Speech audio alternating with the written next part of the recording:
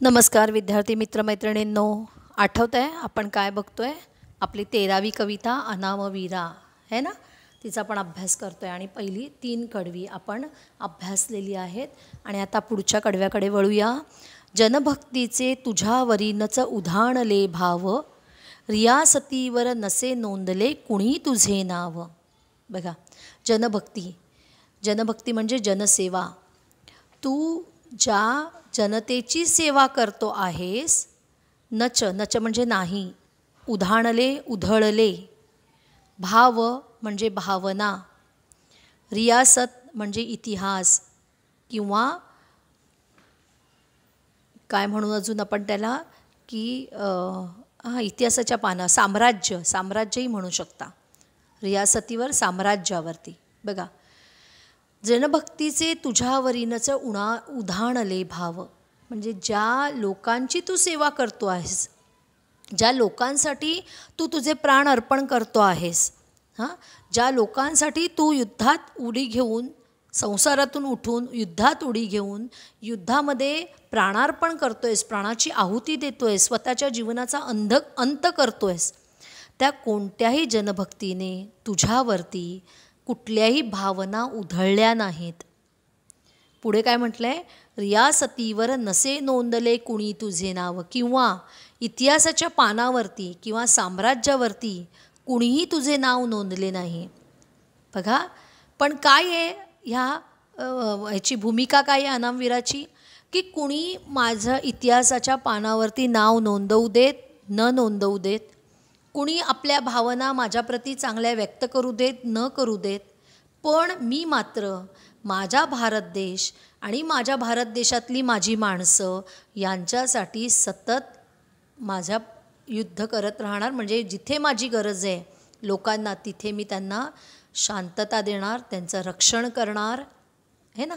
बघा, भारत माझा देश आहे, सारे भारतीय माझे बांधव आहेत. ही जी प्रतिज्ञा आहे ना, ती नुसती हे सैनिक बोलत नाहीत, ही प्रतिज्ञा ते जगतात. लक्षात ठेवा, सारे बांधव, सारे भारतीय माझे बांधव आहेत. आणि खरंच या बांधवांचं रक्षण करण्यासाठी हा अनामवीर स्वतःच्या प्राणाची आहुती देतो, पण तरीही कोणी त्याच्याप्रती भावना उधळत नाहीत. बघा, जरी न गातील भाट डफावर तुझे यशोगान, सफल जाहले तुझेच हे रे तुझेच बलिदान.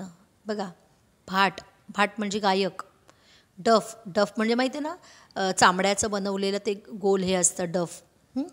यशोगान, यशाचं गाणं, यशस्वी गाणं. तुझे म्हणजे तुझे.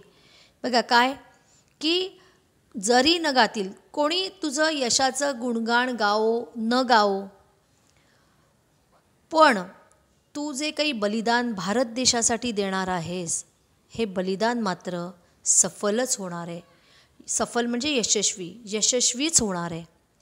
बघा, तुझ्या यशाची गाणी, तुझ्या आहुतीची गाणी कोणी गावोत न गावोत, ती गाण्यामुळे काय तुझं कर्म, तुझं कर्तृत्व हे होणार आहे का? समजणार नाही का लोकांना? तर समजणार आहे.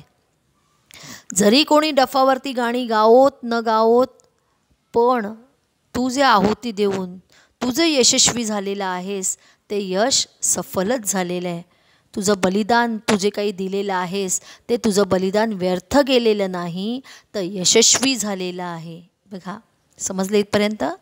काळो खातुनी विजयाचा ये पहाटचा तारा, प्रणाम माझा पहिला तुझला मृत्युंजय वीरा. किती सुंदर म्हटलं आहे बघा, की असंख्य हे जे सैनिक आहेत, हे अनामवीर आहेत, हे काय करतायत? भारत देशाचं रक्षण करण्यासाठी सीमेवरती सज्ज आहेत, ते लढतायत, ते स्वतःच्या प्राणाची आहुती देत आहेत. असे असंख्य अनामवीर, असे असंख्य सैनिक मारले जात आहेत. तर त्या मारल्या गेलेल्या सैनिकांमधूनच उद्या एखादा तारा निर्माण होईल, आणि तो जो पहाटेचा तारा आहे, या पहाटेच्या ताऱ्याला, तुमच्या बलिदानाला माझा पहिला काय आहे? तर पहिला नमस्कार आहे, माझा पहिला प्रणाम आहे. मृत्युंजय वीरा, मृत्युंजय म्हणजे मृत्यूवर विजय मिळवणारा.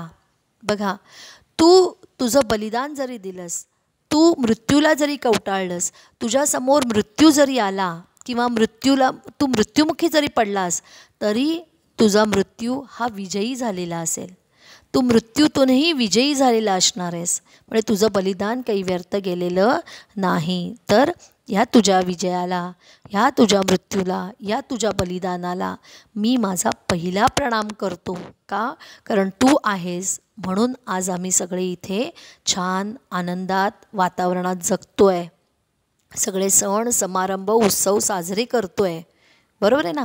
आपण फक्त दिवाळीत फटाके वाजवतो, पण सीमेवरती सतत असे फटाके फुटत असतात. फटाके म्हणजे सुतळी बॉम्ब वगैरे नाही, तर बॉम्ब, बंदुका चालत असतात, रायफली झडत असतात, AK-47 चालू असतं, सतत गोळ्या उधळत असतात आणि कोणाच्या तरी छातीचा वेध घेत असतात. तर असं तू ह्या संसारात स्वतःचा संसार न करता, स्वतःची मुलं बाळं न मानता, हे भारत देश हीच तुझी मुलं बाळं आहेत, हेच तुझे बांधव आहेत असं मानून तू तुझ्या प्राणाची आहुती आमच्यासाठी देतोस. हे अनामवीरा, हे मृत्युंजय वीरा, माझा तुला पहिला प्रणाम आहे. समजली कविता?